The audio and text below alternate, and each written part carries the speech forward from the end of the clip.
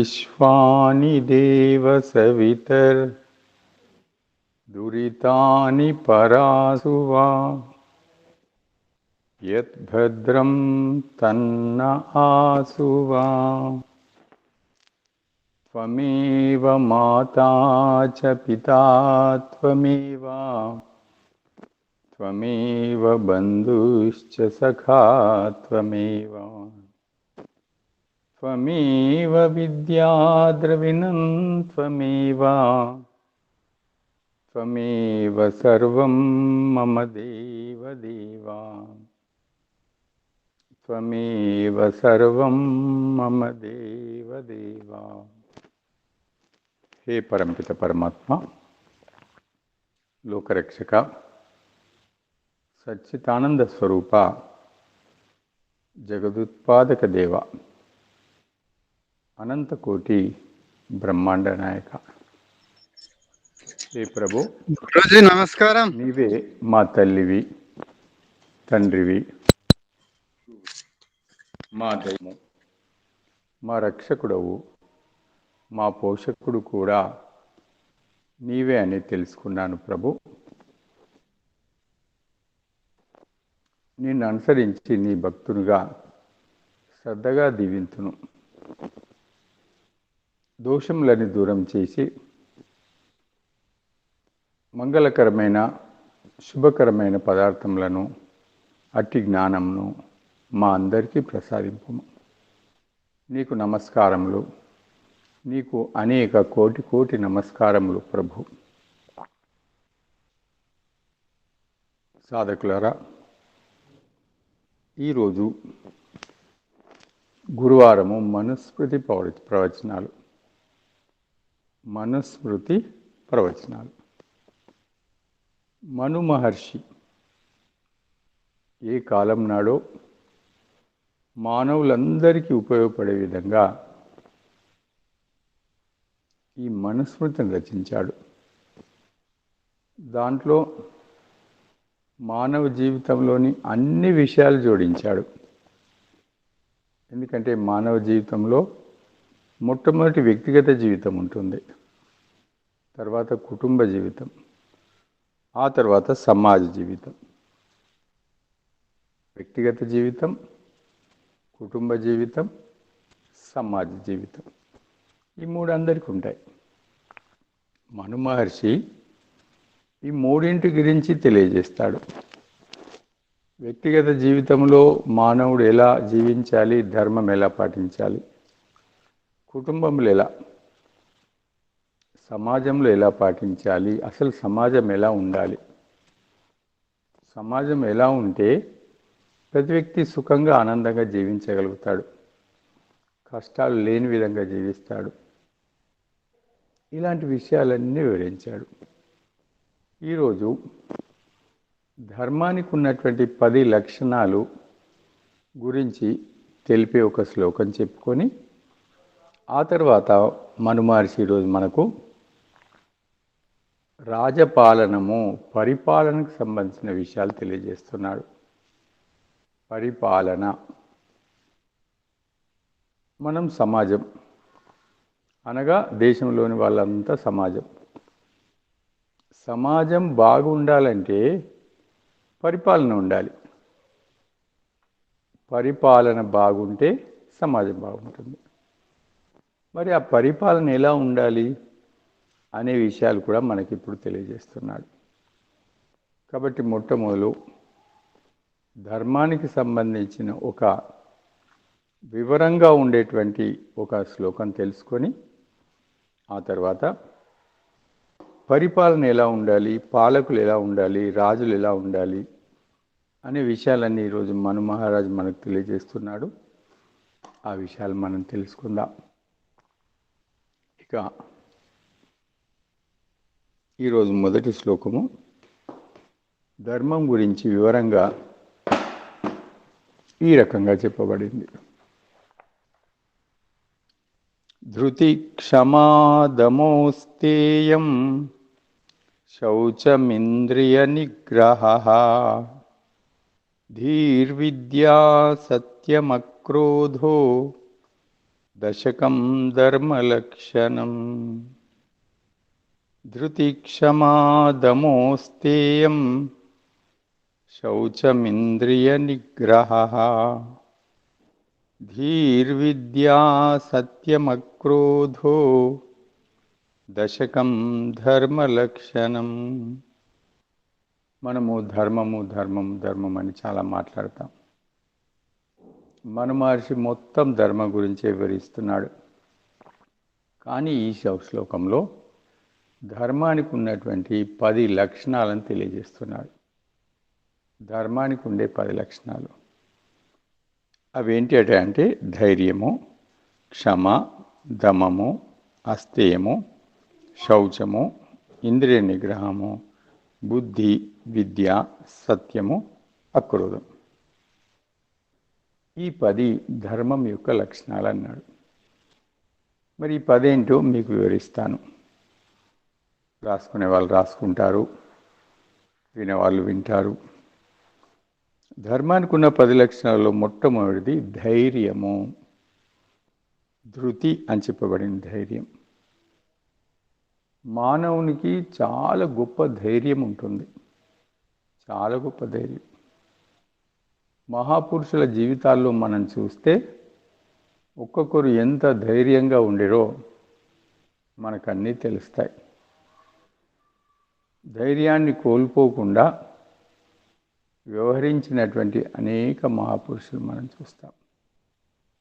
కాబట్టి మానవునికి ఉండవలసిన మొట్టమొదటి లక్షణము ధైర్యము. ధైర్యాన్ని కలిగి ఉన్న మానవుడే అన్నింటినీ ఆచరిస్తాడు. శ్రీరామచంద్రుని జీవితంలో మనకు స్పష్టంగా కనబడుతుంది. శ్రీరాముడు ఎన్నడూ ధైర్యాన్ని కోల్పోలేదు.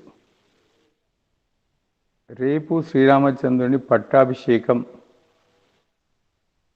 అని ఊర్లో మొత్తం ఏర్పాట్లు జరుగుతున్నాయి. పట్టాభిషేకం ఉంది నీది అని చెప్పినప్పుడు తండ్రి అదే ధైర్యంగా ఉన్నాడు. కానీ పట్టాభిషేకం ఒక్కరోజు ముందు తల్లి చెప్తుంది, నీ తండ్రి యొక్క ఆజ్ఞ, నీవు 14 సంవత్సరాలు అడవిలో వెళ్ళాలి, వనవాసం చేయాలి. భరతుడు ఇక్కడ రాజు అవుతాడు. ఇది మీ తండ్రి ఆజ్ఞను ఎప్పుడైతే వింటాడో అంతే ధైర్యంగా ఉన్నాడు. అసలు ధైర్యమే కోల్పోలేదు. అంతే ధైర్యంగా ఉండి వెంటనే తండ్రి ఆజ్ఞను అనుసరించి, తల్లి చెప్పిన మాటను అనుసరించి తాను అడవికి వెళ్ళటానికి మొత్తం సిద్ధమయ్యాడు. ఇది శ్రీరామచంద్రునిలో ఉన్న ధైర్యం. అడవిలో ఒక కుటీరం కట్టుకొని రాముడు, సీత, లక్ష్మణుడు ముగ్గురు జీవిస్తుంటారు. శూర్పణఖ వస్తుంది. ఆమె చేసినటువంటి వికృత చేష్టలకు లక్ష్మణుడు ముక్కుకు వస్తాడు. ఆమె వెళ్ళి వాళ్ళ యొక్క సోదరులైన కరదూషణలకు చెప్పుకొని ఏడిసి వాళ్ళని యుద్ధానికి పంపుతుంది. కరదూషణలు మహావీరులు. వాళ్ళు 14,000 మంది 14,000 మంది శ్రీరామచంద్రుని మీదకి యుద్ధానికి వస్తాడు. అప్పుడు శ్రీరామచంద్రుడు ఆ రాక్షస సైన్యాన్ని చూసి, లక్ష్మణ, ఇంత పెద్ద రాక్షస సైన్యము ఇంత భయంకరమైంది, సీత ఎప్పుడు చూడలేదు. సీత, అందుకని నువ్వు సీతను తీసుకెళ్ళి అక్కడ కుటీరం దగ్గర ఉండు. సీత కుటీరంలో ఉంటుంది, నువ్వు కుటీరం కాపలా ఉండు. నేను ఒక్కనే ఈ 14,000 రాక్షసులందరినీ సంహరించి వస్తానని చెప్తాడు. ఎంత ధైర్యం! అలాగే వెళ్తాడు. కరుడు, దూషణుడు మహా గొప్ప పరాక్రమవంతులు. వాళ్ళ సైన్యం కూడా గొప్పదే. వాళ్ళందరితోని ఒకే ఒక రాముడు యుద్ధం చేసి వాళ్ళందరినీ సంహరించేస్తాడు. అందరినీ. అది ధైర్యం అంటే. ధైర్యం అంటే అది. ఆ తర్వాత శ్రీకృష్ణుని జీవితంలో కూడా ఎంతో ధైర్యాన్ని మనం చూస్తాం. శ్రీకృష్ణుని జీవితంలో కౌరవ పాండవ యుద్ధం జరగకూడదని శ్రీకృష్ణుడు అన్ని రకాల ప్రయత్నం చేస్తాడు. చివరికి సంధికి కూడా వస్తాడు. సంధికి వచ్చినప్పుడు అనేక రకాలుగా దుర్యోధనుడికి చెప్తాడు. చివరికి దుర్యోధనుడు అతని మీద ఆక్రమణ చేయడానికి కూడా ప్రయత్నం చేస్తాడు. ధైర్యంగా నిలబడతాడు శ్రీకృష్ణుడు. ఆ స్థితి నుంచి తనను తాను ముందుకు తీసుకెళ్తాడు. ఈ రకంగా శ్రీకృష్ణుడు మహాభారత యుద్ధంలో కూడా ఎంతో ధైర్యంగా ఉంటూ పాండవులకు మార్గదర్శనం చేశాడు. ఈ రకంగా ధైర్యాన్ని మనం అక్కడ చూడవచ్చు. శివాజీ మహారాజ్ జీవితంలో కూడా ఎంతో ధైర్యం మనకు ఏర్పడుతుంది. శివాజీ మహారాజు స్వరాజ్యాన్ని స్థాపించాడు.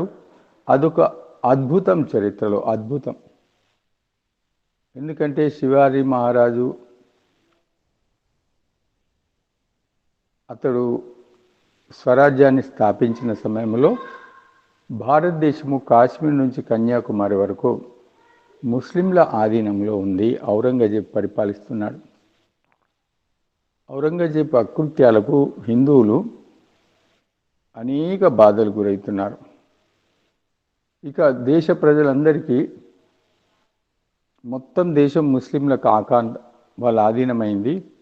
ఇక ఈ దేశం ఎప్పుడు స్వాతంత్రం రాదేమో అని భావిస్తున్న సమయంలో మహారాష్ట్ర ప్రాంతంలో స్వరాజ్య స్థాపన శివాజీ మహారాజ్ చేశాడు. అతని జీవితంలో ఎప్పుడూ ధైర్యమే. శివాజీ మహారాజ్ జీవితంలో 300 యుద్ధాలు చేశాడు. 300 యుద్ధాలు గెలిచాడు. ఓటమి అనేది అతని జీవితంలో ఎన్నడూ లేదు. అలాగే అఫ్జల్ ఖాన్ అని ఒక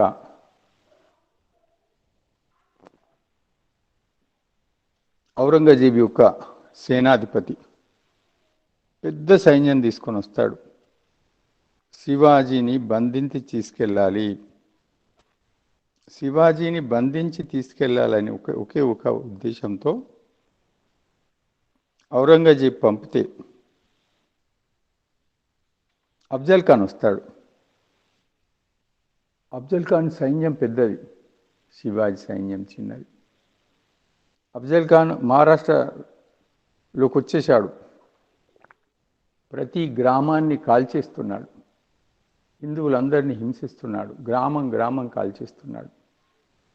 అలా వస్తూ ఉన్నాడు. కానీ శివాజీ ధైర్యాన్ని కోల్పోలేదు. ధైర్యంగా ఉన్నాడు. తాను నేరుగా అతనితో యుద్ధానికి తలపడితే తన సైన్యం సరిపోదు, కాబట్టి గెలవలేడు. ఔరంగజేబుని సరైన స్థలంలోకి వచ్చేదాకా వేచి ఉన్నాడు. అంతవరకు ధైర్యంగా మౌనంగా ఉన్నాడు. ఎప్పుడైతే శివాజీ ఉండే అడవి ప్రాంతానికి దగ్గరలో ఔరంగజేబు వచ్చాడో ఆ సమయంలో మహాయుక్తిని పన్ని యుక్తితో అక్కడే ఔరంగజేబుని అంతం చేస్తాడు. తన కత్తితో ఔరంగజేబు యొక్క తలను నరికేసి వాళ్ళ తల్లికి బహుమానంగా ఇస్తాడు. ఎంత ధైర్యం! శివాజీ జీవితంలో గొప్ప ధైర్యాన్ని శివాజీ మహారాజ్ చూపిస్తాడు. ఈ విధంగా మనము మహాపురుషుల జీవితాల్లో చూస్తే ఎంతో ధైర్యం మనకు కనబడుతుంది. అలాంటి ధైర్య సాహసాలని వాళ్ళందరూ ప్రదర్శించారు. కాబట్టి మనమంతా కూడా అదే ధైర్య సాహసాల్ని కలిగి ఉండాలి. ధైర్యం అనేది మన జీవితంలో మొట్టమొదటి లక్షణము. ధైర్యాన్ని ఎన్నడూ కోల్పోకూడదు. ఇక రెండవది క్షమ. ధర్మం యొక్క రెండవ లక్షణం క్షమ. అంటే మానవుల్లో ఉండవలసినటువంటి రెండవ లక్షణం క్షమ. క్షమ అంటే క్షమించే గుణము. క్షమ అంటే క్షమించే గుణం. మానవుడికి జీవితంలో అనేక ఎదురు దెబ్బలు తగులుతాయి. కొన్ని జీవితంలో మర్చిపోలేని విధంగా ఎదురు దెబ్బలు తగులుతాయి. అతడు ఊహించడు. జీవితంలో ఎన్నడూ మర్చిపోలేనంత దుఃఖం తగులుతుంది. అయితే వాటిని మర్చిపోలేక ఎంతో బాధకు గురవుతాడు. ఇవన్నిటిని మర్చిపోయి తనకు బాధ కాకుండా ఉండాలంటే క్షమ అనేది ఒక గొప్ప లక్షణం. ఇది మానవుడికి ఉండాల్సింది. కాబట్టి మనమంతా క్షమ అనేటువంటి లక్షణాన్ని కలిగి ఉంటే మన జీవితంలో అనేక విషయాల్ని దాటిపోతాం. ఈ రకంగా క్షమాగుణము అభ్యాసం చేస్తే సరిపోతుంది. రెండవది క్షమాగుణం. ఇక మానవునికి ఉండవలసిన మూడవ లక్షణము దమము. దమం అంటే కష్టములను సహించుట. మానవ జీవితంలో కోరుకున్నా కోరుకోకపోయినా కష్టాలు వస్తూనే ఉంటాయి. అతడు వాటిని ఆహ్వానించి ఎదిరి చూడడు, కానీ అవి వస్తుంటాయి. మరి మానవ జీవితంలో వచ్చిన కష్టాలను అతడు తన బుద్ధితో యుక్తితో పరిష్కరించుకోవాలి.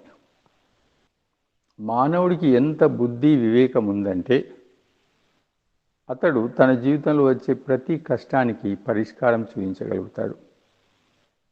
ఎంత సామర్థ్యం ఉందంటే అతడు తన జీవితంలో వచ్చే ప్రతి కష్టానికి పరిష్కారం చూపించగలుగుతాడు. కాబట్టి తన సామర్థ్యము, శక్తి, వివేకము, బుద్ధిని ఉపయోగించి జీవితంలో వచ్చే కష్టాలకు మార్గాన్ని ఏర్పాటు చేసుకొని వాటిని పరిష్కరించుకోవాలి. ఇది మొదటి మార్గం. అయినప్పటికీ కొన్నిసార్లు కష్టాలు వస్తూనే ఉంటాయి. కొంత పరిష్కారం అవుతుంది, కొంత పరిష్కారం కాదు. కొన్ని ఎలా వస్తాయంటే పరిష్కరించడానికి ఆలోచించలేకుండా సమయం కూడా ఇవ్వకుండా వచ్చేస్తాయి. అలాంటి కష్టాలు వస్తాయి. మరి అప్పుడేం చేయాలి? ఏ కష్టాలు మనము అనుభవించాల్సి వస్తుందో అవి ఎప్పటికి ఉండేటివి కావు, కొన్ని రోజులు ఉండి వెళ్ళిపోతాయి. కాబట్టి అన్ని రకాల ప్రయత్నం చేసినప్పటికీ కొన్ని కష్టాలు, మనకు దుఃఖాలు వస్తే వాటిని సహించడం అనేది నేర్చుకోవాలి. సహనము అనేది మానవునికి ఉండాల్సిన చాలా పెద్ద లక్షణము. సహనాన్ని కలిగి ఉండవలెను. సహనాన్ని కలిగి ఉండడం వలన మానవుడికి అనేక ప్రయోజనాలు వస్తాయి. అదే మానవుడు సహనాన్ని కలిగి ఉండకపోతే అనేక నష్టాలు కూడా వస్తాయి. కాబట్టి మన జీవితంలో వచ్చేటువంటి దుఃఖాలు, కష్టాలు, వ్యతిరేక పరిస్థితులు, ఇవన్నిటినీ పరిష్కరించుకునే తెలివితేటలు, సామర్థ్యము మన ఆత్మకు ఉన్నాయి, పరమాత్మ ఇచ్చాడు. కానీ కొన్ని ఎంత పరిష్కరించుకున్నా కొన్ని ఉంటాయి, ఇంకా అనుకోకుండా వెంట వస్తాయి. వాటి విషయంలో ప్రయత్నం చేసి కూడా కొన్ని మిగిలిపోతే వాటిని సహించడం నేర్చుకోవాలి. ఎందుకంటే సాధకులారా, ఏ రాత్రి కూడా శాశ్వతంగా ఉండదు. ఏ పగలు కూడా దాని తర్వాత తప్పకుండా రాత్రి వస్తుంది. ఏ రాత్రి కూడా దానికి ఉండే సమయం 12 గంటలే, ఆ తర్వాత తప్పక వెలుతురు వస్తుంది. అలాగే జీవితంలో ఉండే కష్టాలు, దుఃఖాలు కొంత సమయమే ఉంటాయి, శాశ్వతంగా ఉండవు అనే విషయం తెలుసుకొని అనుభవించవలసి వచ్చినప్పుడు మనం సహనాన్ని కలిగి ఉంటే వాటిని అన్నింటినీ జయిస్తాం, కష్టాలను. ఇది మూడవది. శ్రీరామచంద్రుని జీవితంలో మనం అనేక చూస్తాం ఈ విధంగా. అతడు పట్టాభిషిక్తుడై అంతఃపురంలో సుఖంగా జీవించాల్సిన సమయము, అలాంటిది అడవులకు వెళ్ళి అడవుల్లో నారచీరలు ధరించి తిరుగుతూ కందమూలాలు తింటూ అటువంటి జీవితాన్ని 14 సంవత్సరాలు గడపాల్సి వచ్చింది. దాన్నంతా సహనం ద్వారా దాన్నంతా ఎదుర్కొన్నాడు. అలా అనేక మహాపురుషుల జీవితాల్లో సహనం ద్వారా అనేకం ఎదుర్కొన్నాయి మనకు కనపడతాయి. ఇక మానవునికి ఉండవలసిన 4వ ధర్మ లక్షణము అస్థేయము, అనగా దొంగతనము చేయకుండుట. దొంగతనం చేయకుండుట అంటే పెద్ద పెద్ద దొంగతనాలేమో అనుకుంటాం. అంతేకాదు, చిన్న చిన్నవి రకరకాలుగా ఉంటాయి. ఇలాంటి దొంగతనం కూడా చేయకూడదు. దాన్నే అస్థేయం అంటారు. అంతేకాకుండా అస్థేయంలో మనకు అవసరం ఉన్నంత వరకే సామాగ్రిని ఏర్పాటు చేసుకోవాలి. అవసరం లేకున్నా కానీ పెద్ద పెద్ద సామాగ్రిని ఏర్పాటు చేసుకోవద్దు. ఇది కూడా మనకు ముఖ్యమైనది. తర్వాత లక్షణము మానవునికి ఉండాల్సింది శౌచము. శౌచం అంటే శుభ్రం. మానవ జీవితంలో శౌచం అనేది ఎన్నడూ వదిలిపెట్టకుండా ఉండేటువంటి ఒక గొప్ప లక్షణం. మానవుడు ఎప్పుడూ శౌచాన్ని పాటిస్తూ ఉండాలి. అనగా శుభ్రతను పాటించాలి. శరీర శుభ్రత ఒకటి, మనోబుద్ధుల శుభ్రత, ఇంద్రియముల శుభ్రత ఒకటి. ఆ తర్వాత మన ఆత్మను కూడా మనము శుద్ధి చేసుకోవాలి. మరి శరీర శుద్ధి ఎలా అవుతుంది? శరీర శుద్ధి నీటి ద్వారా అవుతుంది. శుభ్రమైన నీటి ద్వారా స్నానం చేస్తే మన శరీరం శుద్ధి అవుతుంది. మరి మనసు సత్యాన్ని ఆచరించినప్పుడు అవుతుంది. ఈ మంత్రం మీకు ఇంతకుముందే శ్లోకం చెప్పాను నేను. బుద్ధి జ్ఞానం ద్వారా శుద్ధి అవుతుంది. ఆత్మ సహనం ద్వారా శుద్ధి అవుతుంది. ఈ రకంగా వీటిని పాటించి మనం శుద్ధి చేసుకోవాలి. ఉదయం పూట మనము లేచి కొంత చికాకు కూడా అప్పుడప్పుడు అనిపిస్తుంది. అదే శుభ్రమైన నీటితో మనం స్నానం చేస్తే మనకి ఎంతో తేలిక అనిపిస్తుంది. ఎంతో తేలిక. కేవలం శరీరాన్ని శుద్ధి చేసుకుంటే ఎంత తేలిక ఉందే, మనసును బుద్ధిని శుద్ధి చేసుకుంటే ఇంకా ఎంతో ఉంటుంది. శక్తి కూడా వస్తుంది. అందువల్ల శౌచం అనేటువంటి దాన్ని మానవుడు నిత్యం పాటించాలి. తర్వాత మానవునికి ఉండవలసినటువంటి లక్షణం చెప్పబడింది ఇంద్రియ నిగ్రహము. ఇంద్రియములు అనగా మానవునికి ఉన్నటువంటి ఉపకరణములు, సాధనములు. 5 జ్ఞానేంద్రియములు, 5 కర్మేంద్రియములు. కర్మేంద్రియములో చేతులు కర్మేంద్రియములు, మన వాక్కు కర్మేంద్రియము, కాళ్ళు కర్మేంద్రియము. అలాగే జ్ఞానేంద్రియాల్లో కళ్ళు జ్ఞానేంద్రియము, ముక్కు జ్ఞానేంద్రియము, చెవి జ్ఞానేంద్రియము, నాలుక జ్ఞానేంద్రియము, చర్మం కూడా జ్ఞానేంద్రియం. ఈ 5 జ్ఞానేంద్రియముల ద్వారా ప్రపంచంలోని అన్నిటినీ మనం తెలుసుకుంటాం. కర్మేంద్రియముల ద్వారా పనులు చేస్తాం. అయితే సాధారణంగా లోకంలో మనం మనుషుల్ని చూస్తే ఇంద్రియములకు బానిసై జీవించింది మనకు కనబడుతుంది. అనేక మంది మానవులు ఇంద్రియములకు వాళ్ళు లొంగిపోయి జీవిస్తారు. కానీ మానవ జీవితం అటువంటిది కాదే. మానవుడు ఇంద్రియములకు బానిసై జీవించకూడదే. ఎందుకంటే ఈ మానవుడు ఇంద్రియములకు అధిపతి. ఈ ఇంద్రియములకు ఇతడు ప్రభు. కాబట్టి ప్రభుగా ఉండాల్సిన వ్యక్తి ఇంద్రియములకు దాసుడై ఉండకూడదే. అందువల్ల ఈ ఇంద్రియములు కన్ను, చెవి, ముక్కు వీటన్నింటినీ స్వాధీనంలో ఉంచుకోవలన. అతడు వాటిని స్వాధీనంలో ఉంచుకోవాలి. మరి అంతేనా? 11వ ఇంద్రియము మనసు కూడా. మనసును స్వాధీనంలో ప్రతి వ్యక్తి ఉండాలి. అసలు మానవుడు అంటేనే మనసును స్వాధీనంలో ఉంచుకున్నవాడని అర్థం. కాబట్టి మనము సదా ఇంద్రియములతో పాటు మనసును మన స్వాధీనంలో ఉంచుకునవలెను. ఇంద్రియములు మన స్వాధీనం కావాలి. మనసును ఇంద్రియములను జయించాలి. మనం ఇంద్రియములను జయించినప్పుడే ఇంద్రజిత్ అంటారు. మనోజయం కూడా మనకు అవసరం. ఈ శక్తి మనందరికీ ఉంది. ప్రయత్నం చేస్తే ఇంద్రియాలని, మనసును మన స్వాధీనం అవుతాయి. లోకంలో అనేక మందిని చూస్తాం మనం. వాళ్ళ మనసులు చెప్పినట్టు వాళ్ళు వింటారు. వాళ్ళ మనసులు వాళ్ళని ఆడిస్తుంటాయి. ఇది తప్పు. మనం చెప్పినట్టు మన మనసు వినాలి, కానీ మనసు చెప్పినట్టు మనం వినడం ఏంటి? ఇది రివర్స్.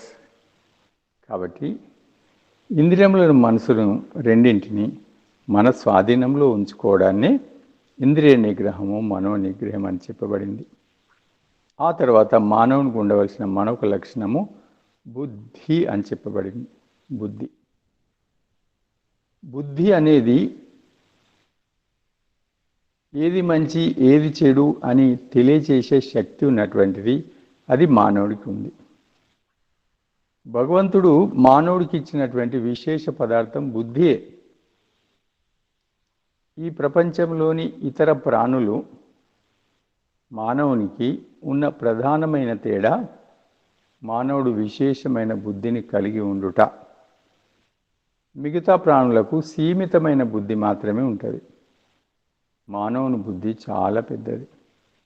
అది వివేకాన్ని కలిగి ఉంటుంది. బుద్ధి వల్లనే మానవుడు అనబడతాడు. ఎందుకంటే మంచి చెడు రెండు తెలుసుకొని చెడును వదిలి మంచిని ఆచరిస్తాడు బుద్ధి వల్లనే. కాబట్టి మానవుడు బుద్ధిమంతుడు అని చెప్పబడ్డాడు. దీని తర్వాత మానవుడికి ఉండవలసిన మరొక లక్షణము విద్య. నిజానికి మానవుడు విద్యావంతుడు, జ్ఞానస్వరూపి.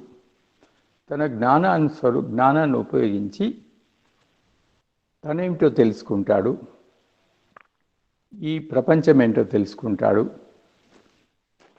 ఈ ప్రపంచంలో ఉన్నటువంటి ఆ ఏకైక శక్తి పరమాత్మను తెలుసుకుంటాడు. ఇలా తెలుసుకోవడాన్ని విద్య అంటారు. కేవలం జ్ఞానం ఉన్నంత మాత్రాన సరిపోదు.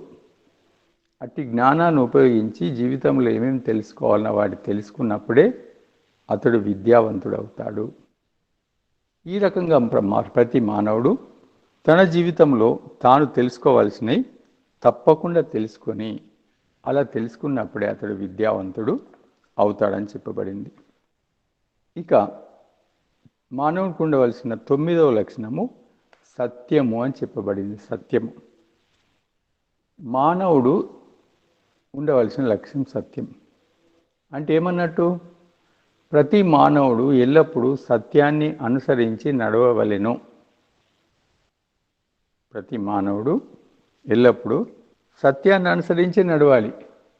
ఇక వేరే మార్గము లేదు లేదు లేదు. సత్య ఆచరణ. మరి సత్యమని దేని చెప్పబడింది? ఆ పరబ్రహ్మ పరమాత్మయే సత్యమని చెప్పబడింది. ఆ పరమేశ్వరుడే సత్యమని చెప్పబడింది. ఏది ప్రపంచవ్యాప్తంగా వ్యాప్తమై ఉన్న శక్తి ఉందో అదే సత్యము, అదే పరమాత్మ. కాబట్టి అట్టి పరమాత్మ సత్యం. మరి మానవుడు సత్యాన్ని ధరించవలెను. అనగా ఆ బ్రహ్మమును, పరబ్రహ్మమును, పరంపిత పరమాత్మను ధారణ చేయవలెను. తర్వాత ఉపాసించవలెను.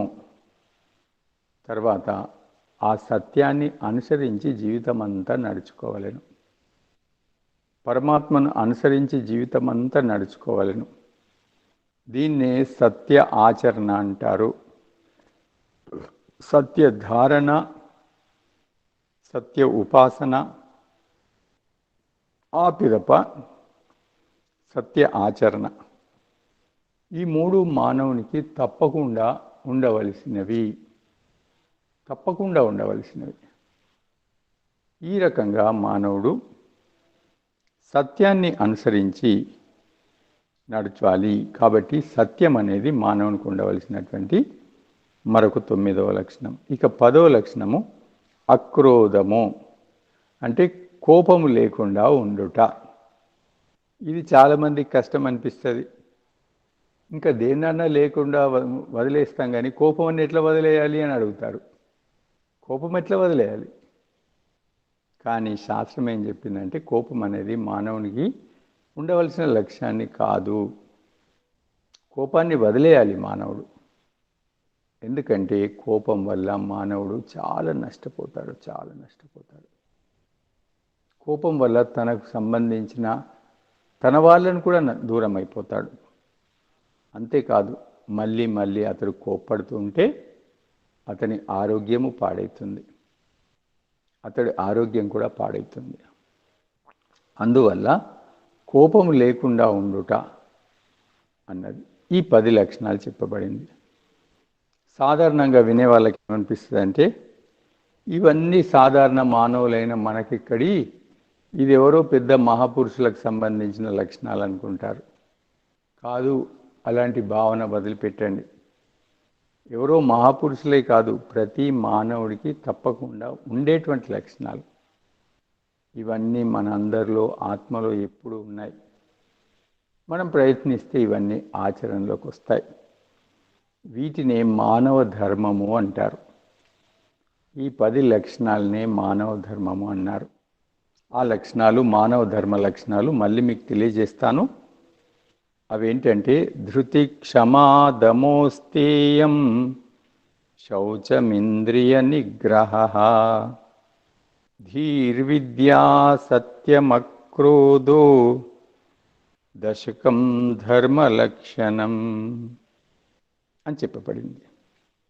అంటే ధృతి, క్షమ, దమము, అస్తేయము, శౌచము, ఇంద్రియ నిగ్రహము, ధీర్, విద్య, సత్యము, అక్రోధం. ఈ 10 మానవ లక్షణములు అని చెప్పబడింది. వీటిని తెలుగులో చెప్పుకుంటే మొట్టమొదటిది ధైర్యము, రెండవది క్షమాగుణము, మూడవది కష్టములను సహించు గుణము, నాలుగవది ఎలాంటి దొంగతనము కానీ అనవసరమైన వస్తువులను సమకూర్చుకుంటా చేయకుండా ఉండుట, తర్వాతది శుభ్రము, శౌచము, శారీరక శుభ్రత, మానసిక శుభ్రత, ప్రవర్తన శుభ్రత, అన్ని శుభ్రతలు. ఆ తర్వాత లక్షణము ఇంద్రియ నిగ్రహము, మనోనిగ్రహము. ఆ తర్వాత బుద్ధిని కలిగి ఉండుట, బుద్ధిని సదా మనము ధారణ చేయుట. ఆ తర్వాత లక్షణం విద్య, పిదప సత్యము, తర్వాత క్రోధము లేకుండుట, అక్రోధము. ఈ 10 లక్షణాలు ధర్మ లక్షణాలు మానవ ధర్మ లక్షణాలుగా చెప్పబడింది. కాబట్టి సాధకులారా, మనందరికీ ఉండవలసిన లక్షణాలుగా మహర్షి పతంజలి తెలియజేశాడు. దీంట్లో కొన్ని లక్షణాలు మనకు ఉంటాయి, మిగతా లక్షణాలు ప్రయత్నం చేస్తే వస్తాయి. ఇవన్నీ ప్రయత్నం చేస్తే మనము మహాపురుషులమవుతాము. అంతేకాదు సాధారణ మానవులుగా ఉండి కూడా మనము సుఖకరమైన, ఆనందకరమైన, శాంతిపూర్వకమైన జీవితాన్ని మనం జీవిస్తాం. మన జీవితము దివ్యమవుతుంది, ధన్యమవుతుంది.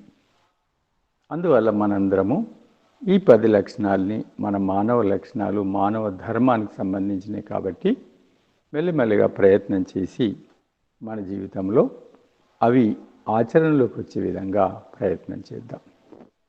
సాధకులారా, ఇప్పుడు ధ్యానం.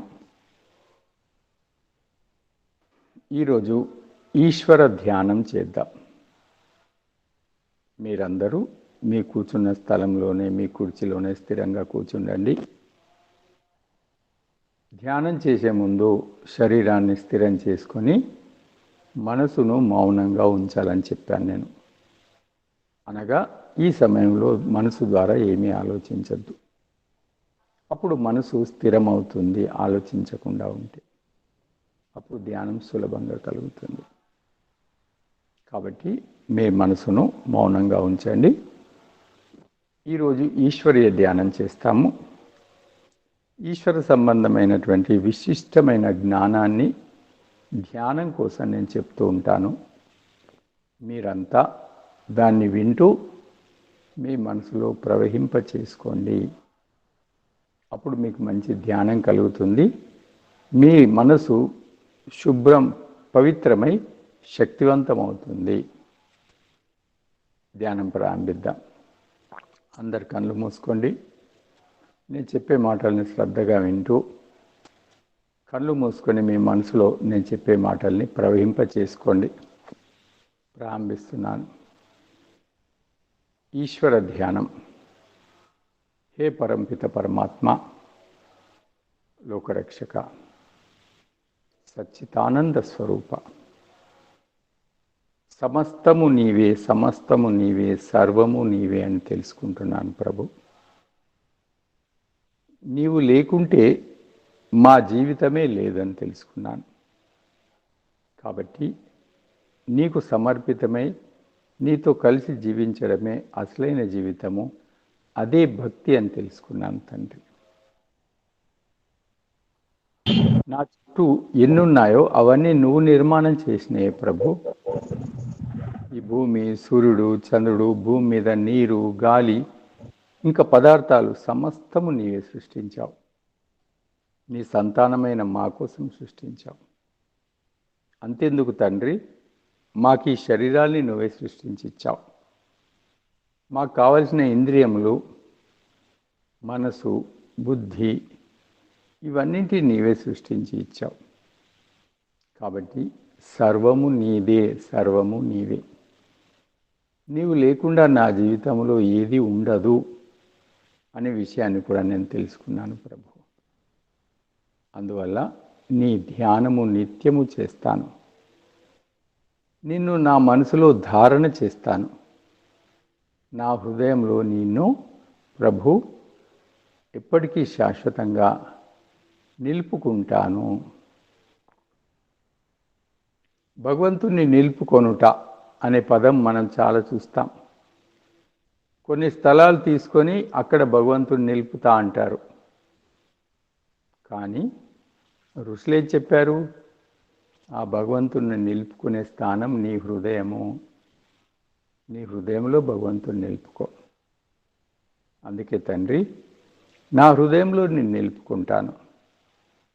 సదా నీకు స్థానము ఎప్పుడూ నా హృదయంలో స్థిరపడుతుంది. నీవు ఉన్నావని నాకు తెలుసు, కానీ నా ప్రయత్నం ద్వారా కూడా నేను నిలుపుకుంటాను. ఓ తండ్రి, నేను నా హృదయంలో నిన్ను ప్రతిరోజు ధారణ చేస్తాను. నీతో సంబంధంలో ఉంటే నేను చాలా శక్తివంతుడిగా, సామర్థ్యవంతునిగా, పురుషార్థపరునిగా మారుతానని తెలుసుకున్నాను తండ్రి. అందువల్ల నీతో సంబంధంలో ఉంటాను. నీ సంబంధంలో ఉంటే అన్ని రోగాలు నా నుంచి దూరం అవుతాయి, వ్యాధులు దూరం అవుతాయి అని తెలుసుకున్నాను ప్రభు. నిండైన ఆరోగ్యం నీ వల్ల లభిస్తుందని తెలుసుకున్నాను. అందుకే తండ్రి, నేను నిన్ను ధారణ చేసి నా మనసులో స్థిరపరచుకొని సమస్త రోగాలను దూరం చేసి సంపూర్ణ ఆరోగ్యంగా నీ వల్ల జీవిస్తాను తండ్రి. అలాగే నీ వల్ల అనేక సద్గుణాలు నాలో ప్రకాశిస్తాయని తెలుసుకున్నాను ప్రభు. ప్రతి మానవుని యొక్క ఆత్మ, ప్రతి జీవుని యొక్క ఆత్మ అనేక సద్గుణములకు నిలయం అని తెలుసుకున్నాను తండ్రి. అందువల్ల నీ సంబంధం ద్వారా ఆ సమస్త సద్గుణాలను ప్రకాశింపచేసుకోవాలనుకుంటున్నాను తండ్రి. కాబట్టి నేను నీ భక్తుడనై నాలో ఉన్నటువంటి గుణాలు, దయ, ప్రేమ, పవిత్రత, శక్తి, సామర్థ్యము, ఈ గుణాలన్నీ నేను వికసింపచేసుకుని శక్తివంతమైన మానవుడిగా, పరిపూర్ణమైన మానవుడిగా జీవిస్తాను ప్రభు. ఇది నా జీవన మార్గం అని తెలుసుకున్నాను. ఓ తండ్రి, నీ మహిమలు అనంతము, అనంతము, అనంతము. ఈ అనంతమైన విశ్వాన్ని నిర్మాణం చేసే సామర్థ్యం ఎవరికి ఉంది ప్రభు? నీకు కాకుండా. నీవు అనంతుడవు కాబట్టి అనంతమైన ఈ గొప్ప ప్రకృతిని, విశ్వాన్ని తయారు చేశావు. ఈ సమస్త విశ్వానికి ఏకైక రాజువు, పాలకుడవు, అధిపతివి, చక్రవర్తివి నీవే అని తెలుసుకున్నాను ప్రభు. నీవు మాకు ప్రభువు, నేను మీ ప్రజలను. ఓ ప్రభు, నీ ప్రజలైన మమ్ము నీవు సదా కాపాడుతున్నావని కూడా తెలుసుకున్నాను. కాబట్టి నీ రక్షణలో, నీ సంరక్షణలో చక్కగా సుఖంగా ఉండే ప్రయత్నం చేస్తాం మేము. మా పాలకుడవు నీవు. నీ ద్వారా పరిపాలింపబడే ప్రజలం మేము తండ్రి.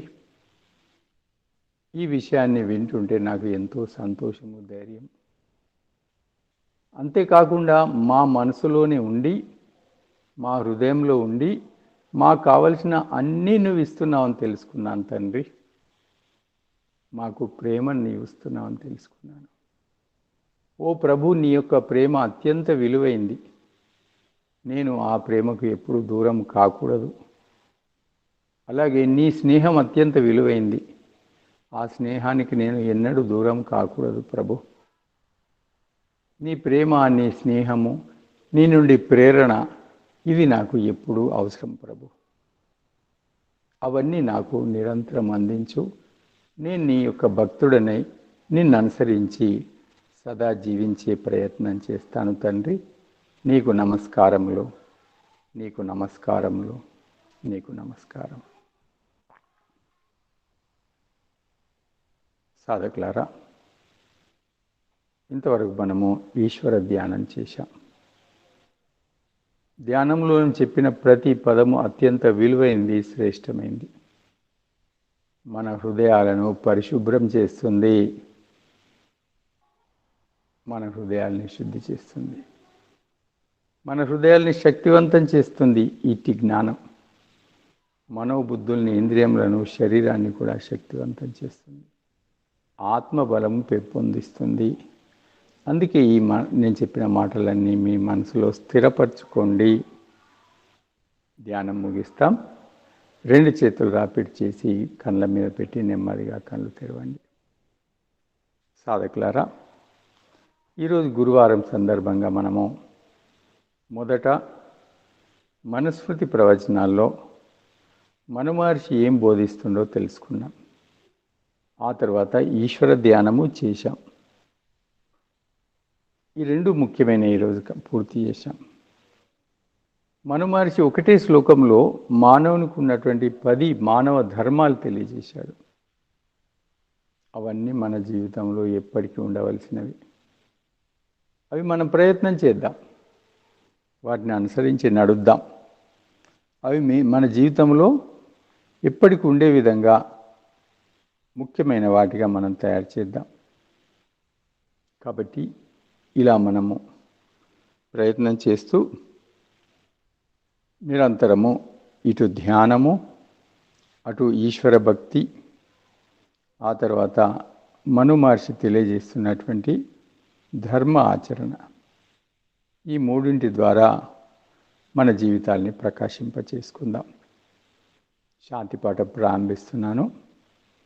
ఓం ద్యౌ శాంతిరంతరిక్షం శాంతి, పృథివీ శాంతిరాప శాంతి, ఓషధయ శాంతి, వనస్పతయ శాంతిర్విశ్వే దేవాః శాంతి, బ్రహ్మశాంతి సర్వం శాంతి, శాంతిరేవ శాంతి సామా శాంతిరేతి. ఓం శాంతి శాంతి శాంతి.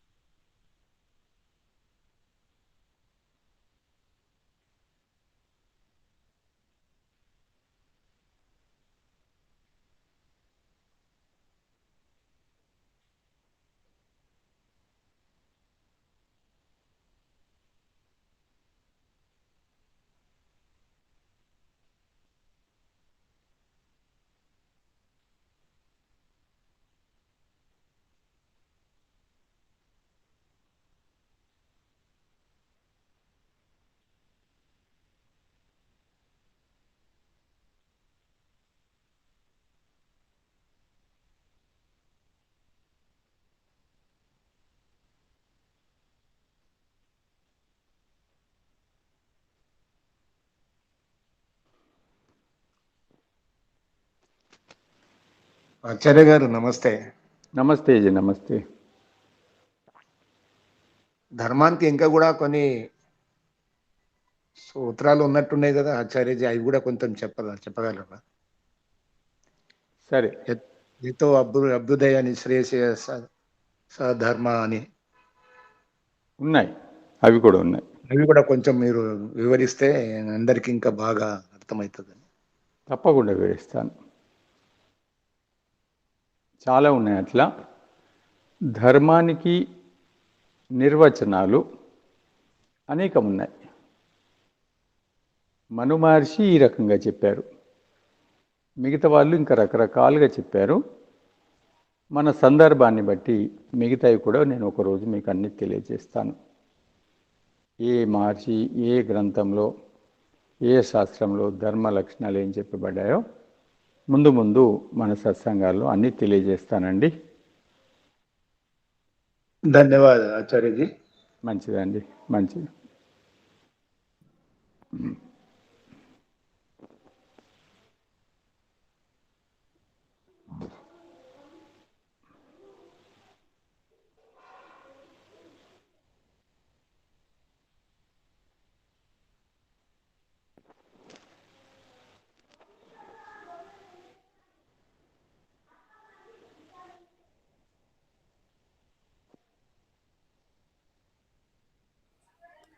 మామయ్య ధన్యవాదాలు.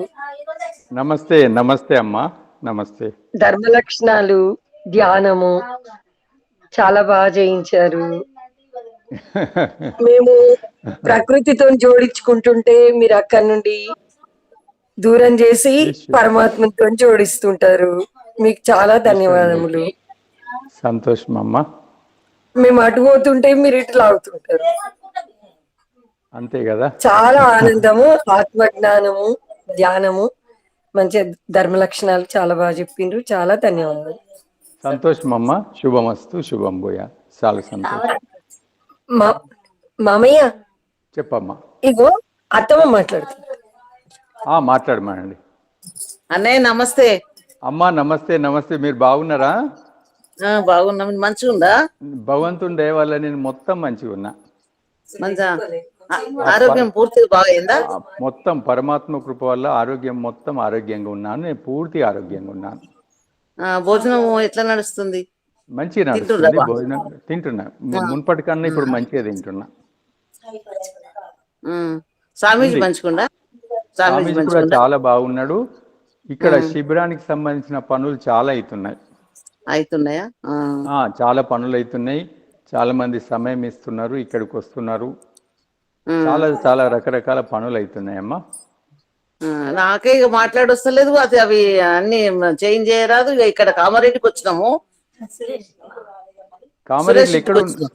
సురేష్ ఇంటికి వచ్చారా? ఇప్పుడు వచ్చినాము. ఇప్పుడే జర్సేపు అయింది. అయితే పద్మ మాట్లాడుతుంటే ఒక మాట మాట్లాడిస్తేనే చాలా రోజులు అయ్యాయంటని మాట్లాడుతున్నా. మంచి పని చేశారు. ఉంటారా? ఒక 2 రోజులు ఉంటారా? పెళ్లి ఆదివారం దాకా ఉంటాము. ఆదివారం పెళ్లి. మరి ఒక రోజు పద్మ మీరు కలిసి ఆశ్రమంకి రండి, ఇక్కడ గురుకులంకి రండి. అనుకున్నాము, తోవలనే అనుకున్నాము. మొన్న సమావేశానికి పద్మ వచ్చిపోయింది. అవునట. ఆదివారం రోజు. ఇప్పుడు ఇక్కడ మీ ఇంటి దగ్గరికి వచ్చారు కదా, మీరు వచ్చేటప్పుడు నాకు ఒకసారి ఫోన్ చేస్తే సరిపోయా. సరే సరే సరే. మీరు వచ్చే ముందు ఒకసారి ఫోన్ చేయండి, బయలుదేరే ముందు ఫోన్ చేయండి, సరిపోతుంది. సరే సరే. మంచిదమ్మా. శుభం, శుభమస్తు. నమస్తే. నమస్తే అమ్మా. నమస్తే. ధన్యవాదాలు అమ్మా. నమస్తే. మాట్లాడి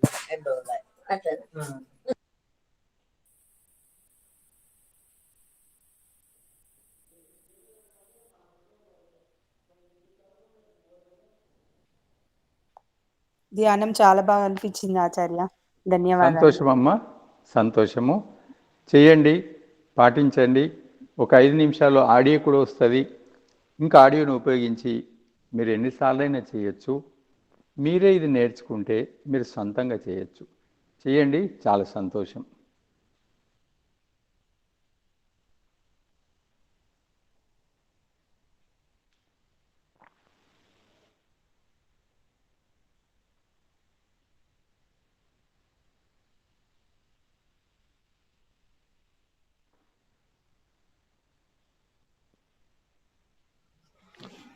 ఓం నమస్తే గురూజీ. నమస్తే తులసిదాస్ గారు, నమస్తే.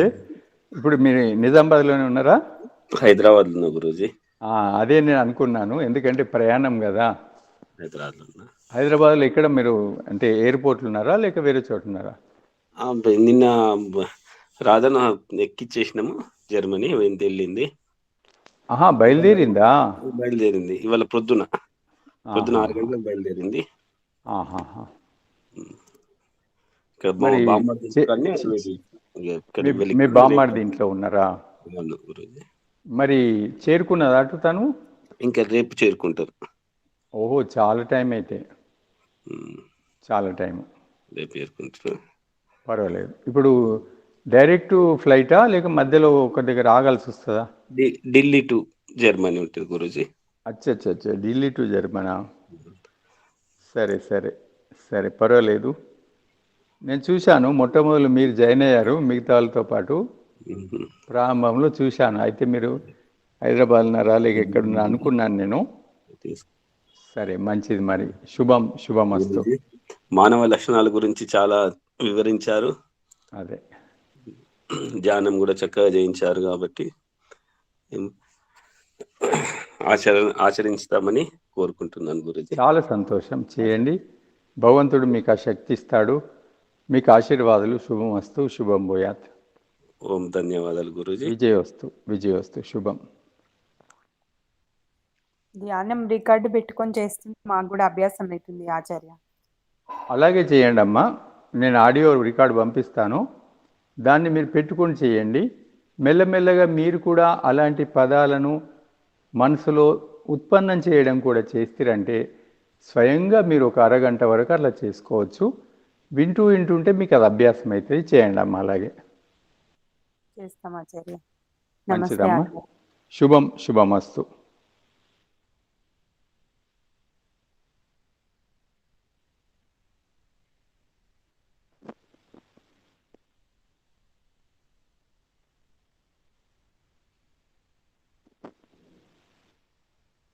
సాధకులారా, ఇక ఈశ్వర స్వరూపం యొక్క మరొక ప్రవచనంతో తర్వాత సత్సంగంలో మనం కలుద్దాం. నేను ఈ ఆడియోలు వీడియోలు అన్నీ మీకు రెగ్యులర్గా పంపుతున్నాను. వాటిని అభ్యసించి నిరంతరము ఈశ్వర భక్తిలో ఉండండి, ఈశ్వర ధ్యానంలో ఉండండి. మీ జీవితాన్ని ఒక బంగారంలాగా, ఒక వజ్రంలాగా ప్రకాశింపచేసుకోండి. అలాగే ధ్యానాన్ని కూడా మీరు ఆచరించండి. అప్పుడు మనమందరము పరమాత్మ యొక్క నిజమైన భక్తులుగా మారి పూర్ణ మానవులుగా మారుతామని తెలియజేస్తూ తర్వాత సత్సంగంలో మనం మళ్ళీ కలుసుకుందాం. ఓం శాంతి శాంతి శాంతి. ఓం ఆచార్య, ధన్యవాదములు ఆచార్య. నమస్కారం. మంచిదమ్మా, శుభమస్తు. భగవద్ అనుగ్రహ ప్రాప్తిరస్తు.